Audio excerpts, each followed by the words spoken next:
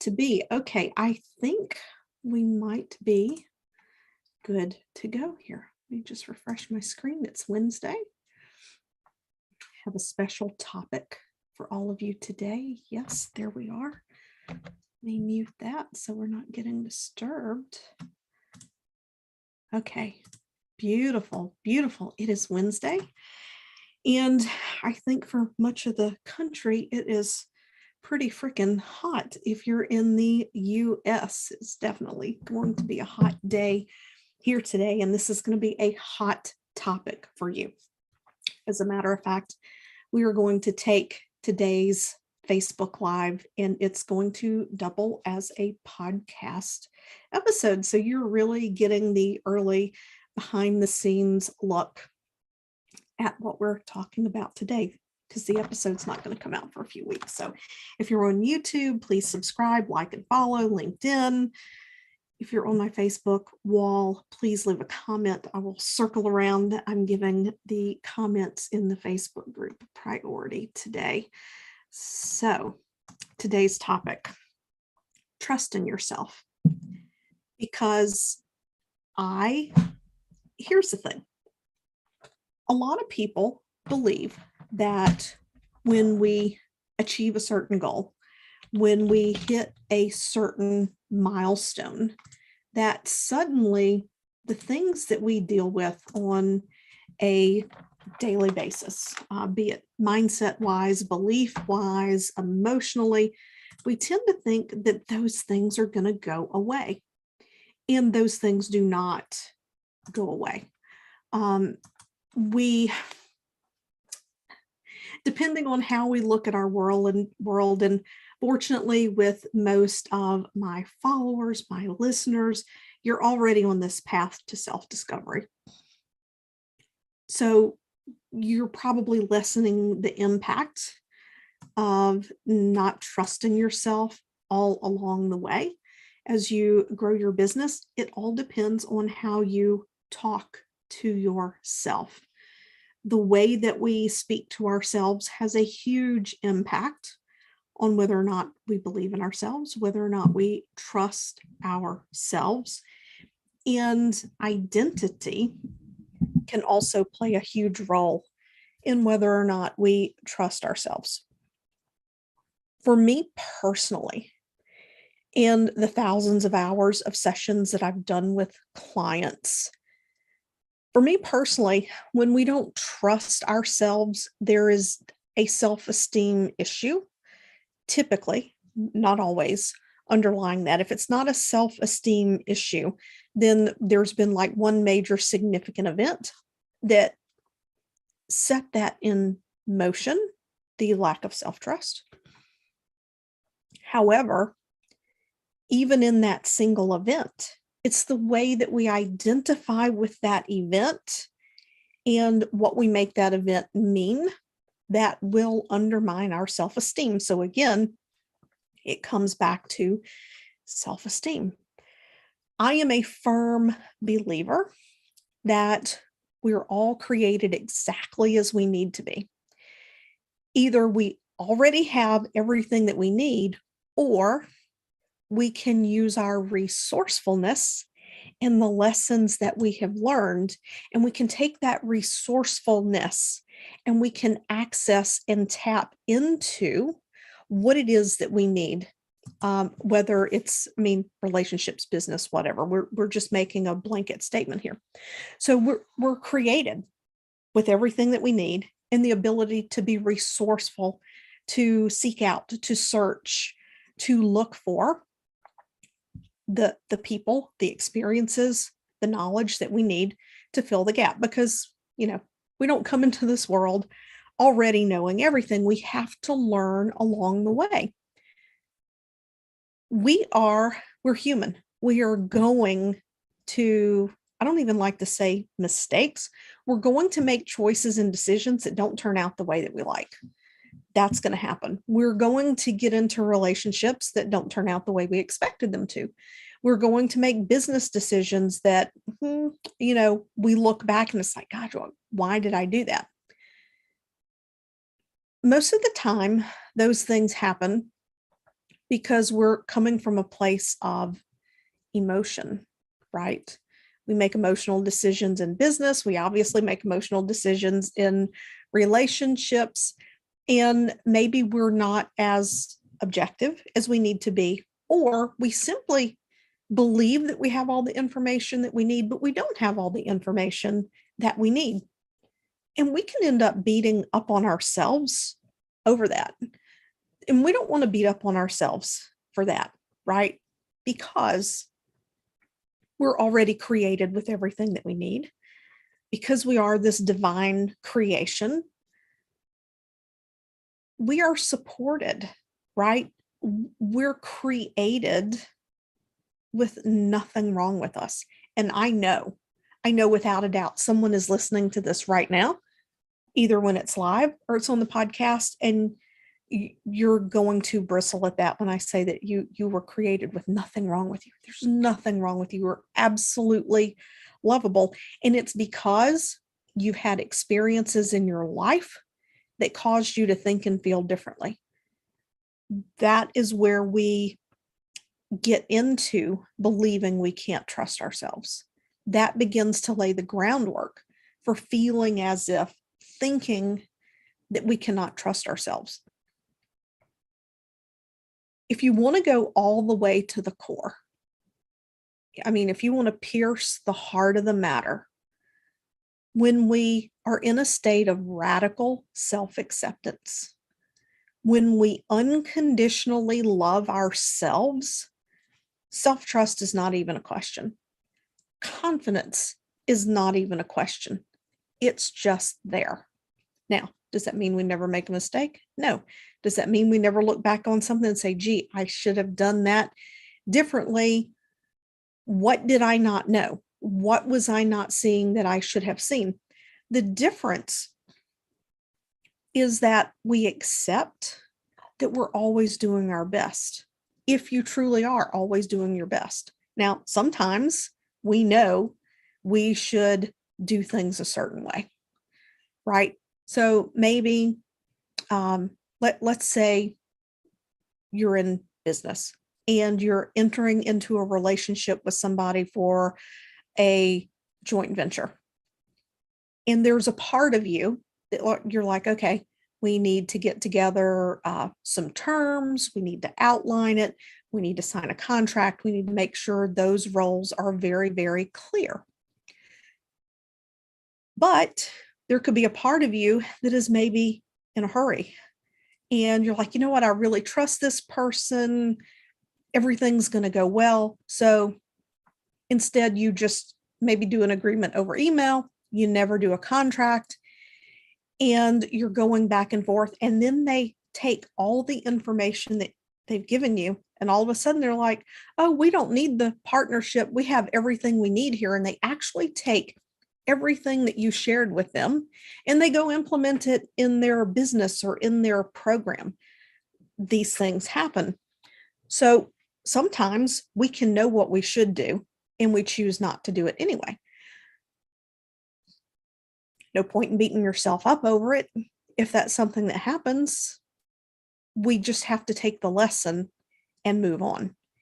Because if you've learned in that lesson, if you learn the lesson in that lesson, then you shouldn't repeat it. It shouldn't be an issue that you would repeat it if you remember that you learned the lesson. Hey, Sammy. So that's just one example around trusting yourself. Another example of where we can get into a process. Well, let me back up. I was about to go off the rails. So in that example is where we knew better, but we made the decision that wasn't the best anyway, right? And for whatever reason, for wherever your headspace was in that day, except that you did your best in that day, it doesn't mean it's your best of all time. I've recommended this book many times. I'm going to recommend it again. The 4 Agreements by Don Miguel Ruiz. There's a whole chapter in there on do your best. And so many times when we talk about doing our best, we literally think of our very best And then we want to measure everything else. We want to compare everything else to that. Or we take our very best and we're busy comparing it to other people. That just doesn't ever end up in a really good place for us. So if that were to happen to you, where you chose not to do the contract and someone walks away with your ideas and implements them and you're not compensated the way it was initially discussed, right? Because we all have moments where we have to learn. If that happens, you can say, you know what? I have learned my lesson and I will not repeat that again, right? I will make sure. So if you look back at that instance, you can say, okay, next time before I do anything like this, I'm going to have a cooling off period and I'm not offering any of my insight or intellectual property until something is in place. And then you can choose to be impeccable with your word to yourself, which is one of the other agreements. Now, sometimes when we don't trust ourselves, this is going to be an interesting one. I've seen this before with several people. We grow up in a family where, and sometimes it can be in a not pleasant way, and sometimes it can be in a way that our family members are actually trying to be helpful. I know that, not every family situation is utopian. Okay. I don't think any family situation is utopian, but sometimes we just grow up with really harsh, critical people. And then sometimes we grow up with family members who the only way they know to help us to succeed is to keep moving that goalpost. Or they will, when we go into a situation, they will always point out the dangers of the situation. It's because they don't want us to get hurt. Again, if we're not dealing with that harsh, critical person. But even if you're dealing with a harsh, critical person, when we hear these things on repeat, that we could have done it better, this is really good, but you did an excellent job, but I love you, but when we hear these things, we absorb what's after the but. Our brain doesn't take in the really good job. Our brain doesn't take in the I love you. It takes in everything that follows the but. So what happens is our brain, we build this pattern of experience that we've done this thing, but it wasn't good enough, right? And so what happens is as that pattern builds, we can develop this internal narrative that I can't trust myself to do the right thing, because even when I've done my best, I've always had to go back and redo it or do something more or do something better. So we've developed this narrative that I must not be able to trust myself to make good decisions. I had a former client, I'm going to call her Debbie, not going to use her real name, but she grew up in a family where one of the parents was very fearful of everything. So her entire life, as she grew up and then she became a teenager and was getting ready to go to college, every conversation in her life was framed of, you better be careful because, you better look out because. And her brain was conditioned that no matter what she did, she might not be safe. No matter what she did, it's not going to turn out. And was also conditioned that the one thing that she loved to do the most was not something that she could be successful at, that it was not something that she should pursue. And so that was the message that she got. I cannot trust myself because everyone's telling me that the things that I want to do, that the things that I love, that the things that are important to me, I can't be successful, right? That not only that I can't be successful, but that if I'm going to be accepted, I can't do that. People will think I'm crazy if I do that. You want to talk about people thinking you're crazy? When I restarted both times I started my hypnosis practice in Connecticut and here in Mississippi, I mean, in Connecticut, some of the doctors were really into it and loved it. The other doctors, there were some who would ask me those sarcastic, underhanded questions, those little passive aggressive zingers, right? And there was something inside of me that knew that I absolutely had to be doing this. And I didn't have evidence for it yet, but I knew I had to do it. And I had to learn to trust myself. It was a practice. So fast forward, 2015, I closed that business, moved to Mississippi. In 2018, I reopened the business. And being in the South, where, it's the Bible Belt, there's actually a large population here that loves alternative techniques and spirituality, not just the religious aspects, but people don't talk about it very much, because one day I was talking about reopening the hypnosis practice. Hey, Sharon.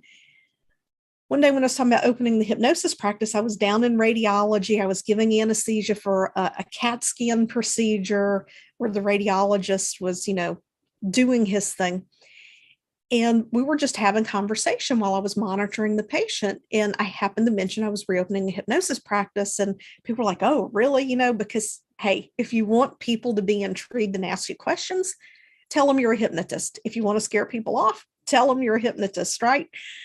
So this nurse slipped me a piece of paper. And on the piece of paper, it said, shh, go to Facebook, join the Metaphysical Mississippi Facebook group. Like, she was cautious about saying that in a room full of people. She didn't want to say that, what people would think to say that in that room. So I found that there's a very large group of people, but my peers would look at me like I was crazy when I would tell them I am growing this business and I am leaving anesthesia, because it was a state hospital with state pension and state benefits. But the values and things didn't align. And I had zero proof or evidence that any of it was going to work.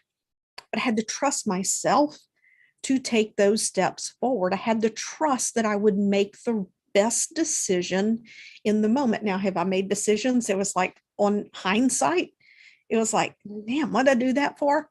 Absolutely. We're all going to do those things. It cannot be avoided. We are human. We can't shut down our emotions and be 100% logic and objective. We're not computers. But if we're having issues trusting ourselves, look at the stories, look at the evidence for what causes you to believe that. What causes you to say that? And I'm going to give you one simple tip to begin to build that self-trust. Now, remember, anytime we're dealing with deeply held beliefs, we're dealing with the conscious aspect. We're dealing with layers of the subconscious aspect, because there can be patterns, there can be habits of thought, and then we can have beliefs. And the stronger that belief is connected to a protective mechanism, meaning that your brain is doing everything it can to avoid emotional pain, then you're talking, you've got to go deeper than affirmations and journaling. You really want to go in there with hypnosis and target those things when it's a really deeply held belief. The third aspect of trusting yourself is knowing that you're a part of all that is. My friend, Kathy Heller, talks about, and I'm not sure where she got this, I don't believe it's original to her. You are someone because you're some of the one. You are someone because you're some of the one. So there's three aspects to this trusting yourself. What I want you to tap into is beginning to give your mind the evidence that you can trust yourself. How do you give your mind the evidence that you can trust yourself? At the end of each day, you can sit down and write out a list of 3 to 5 things that you did well, that you did right, to show that you can trust yourself. If your alarm went off and you got out of bed the first time your alarm went off, yeah, I celebrate. I shut my alarm off and I got out of bed the first time. I can trust myself, right? If you showed up on time for a meeting that you didn't want to go to, I can trust myself to be available and show up even when I don't want to. If you're marketing on social media and you've committed to going live every day, I can trust myself because I showed up and went live today. Now, a lot of people will say, well, why are you celebrating that? Like that's what you're supposed to do. We've got to stop dismissing the little things in our life. So, who says we're supposed to do it? Who says we're supposed to get out of bed on the first run of the alarm? Right? That's a choice we get to make.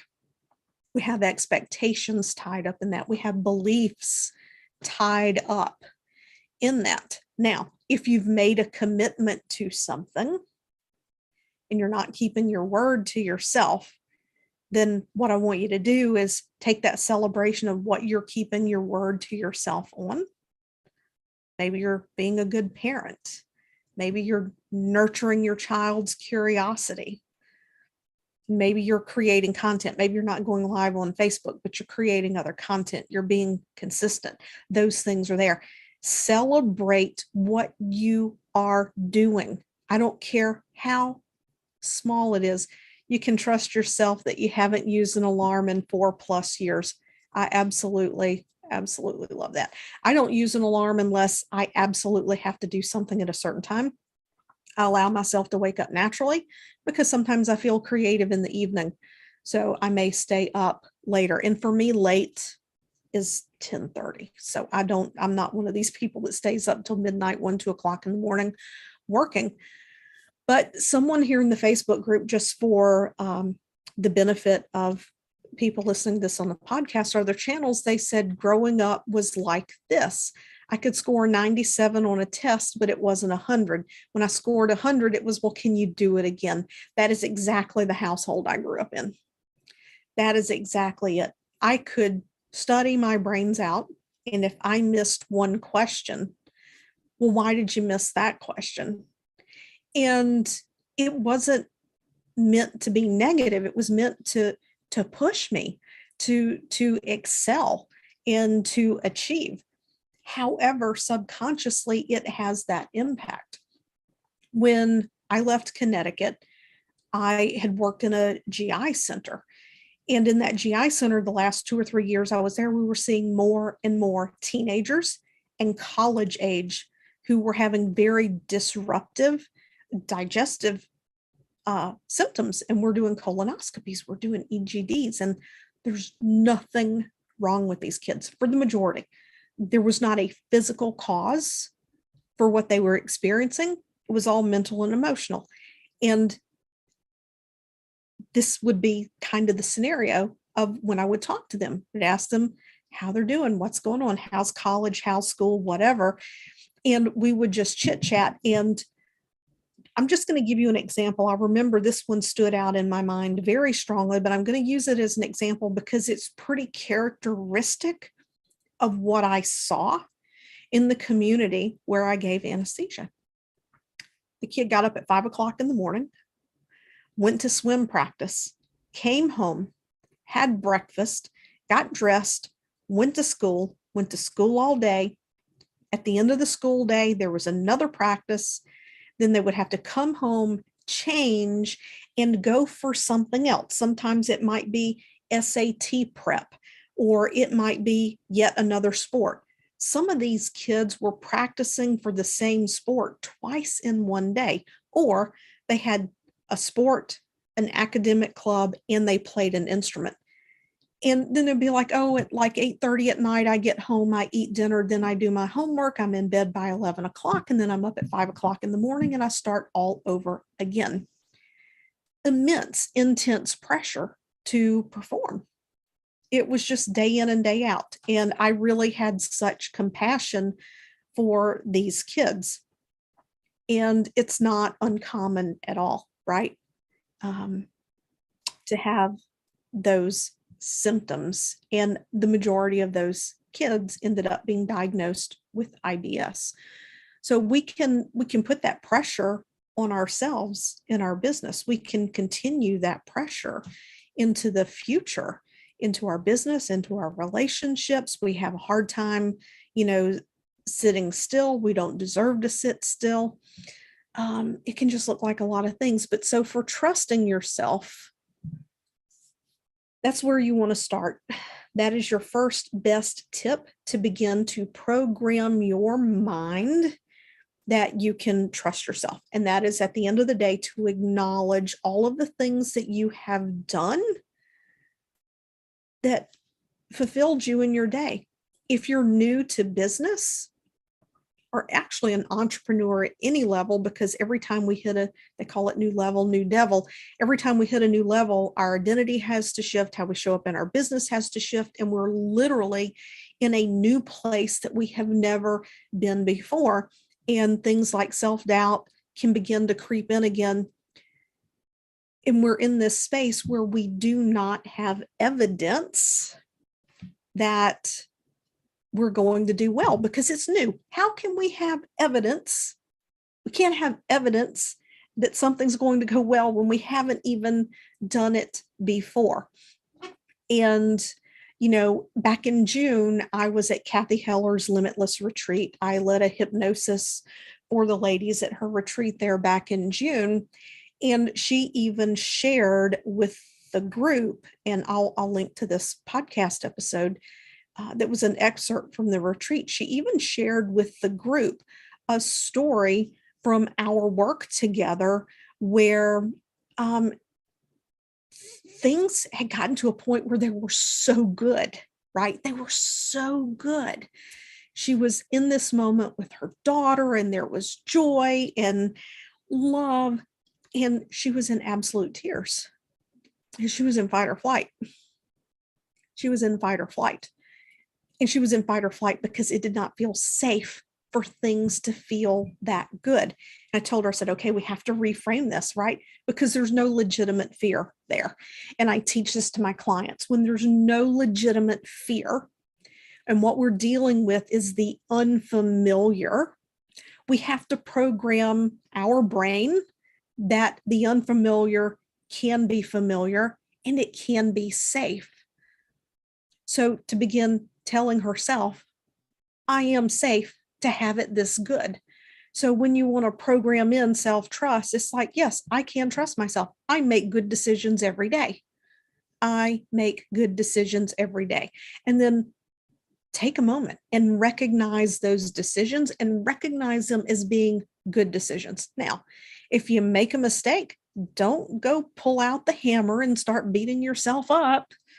For heaven's sakes, please don't do that. Instead, take an honest look at the situation and say, in the moment that I did that, in the moment that I made the decision with the information I had in the moment, did I make the best decision I possibly could?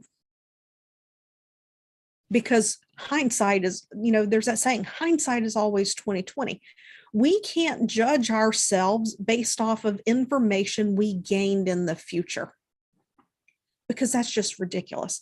I think if you had a child who did something like that, if you had a 6-year-old who was beating themselves up because they couldn't tie their shoes when they were 2, you would be like, but baby, that's ridiculous. You can't be angry at yourself that you couldn't tie your shoe when you were 2 because mom didn't teach you to tie your shoe until you were 5. That sounds absurd, right? It's the same thing when we go back and we judge our past experiences based on what we know now.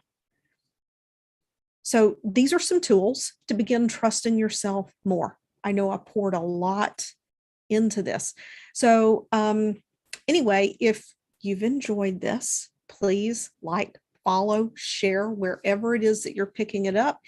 Here in the Facebook group, if you have any questions, you can drop those questions. Yes, somebody commented it's called 2-a-days in sports. Some do 3-a-days, a badge of honor. Yeah, Pam, in the community that I was in Connecticut, We very diverse community, but a lot of people were gunning for the Ivy League schools, and they were gunning for the scholarships, and it literally became this huge contest, right?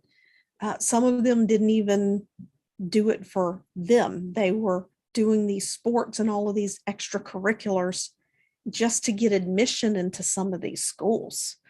And the more awards, the more accolades, the more things that they participated in, the more likely they were that their college application would get accepted, because it had to be this school or that school. It couldn't be just any college. And I have no issues with that, right? I mean, if you have a dream school that you want to go to, but sometimes it's not even the kids, it's the parents' expectations of where they go to school and what's considered successful, and what will give them the best edge. I mean, not gonna lie, if you had a choice to hire a lawyer who had trained at Harvard, or a lawyer who trained, at some state college somewhere else, both schools could be equally good, but which one is going to get you the prestige, depending on where you want to go in your career as an attorney. If you want to land with certain firms, you're going to go for that Harvard degree, right? So I have loved this conversation. I hope you've enjoyed it as well. I will see you all next Wednesday.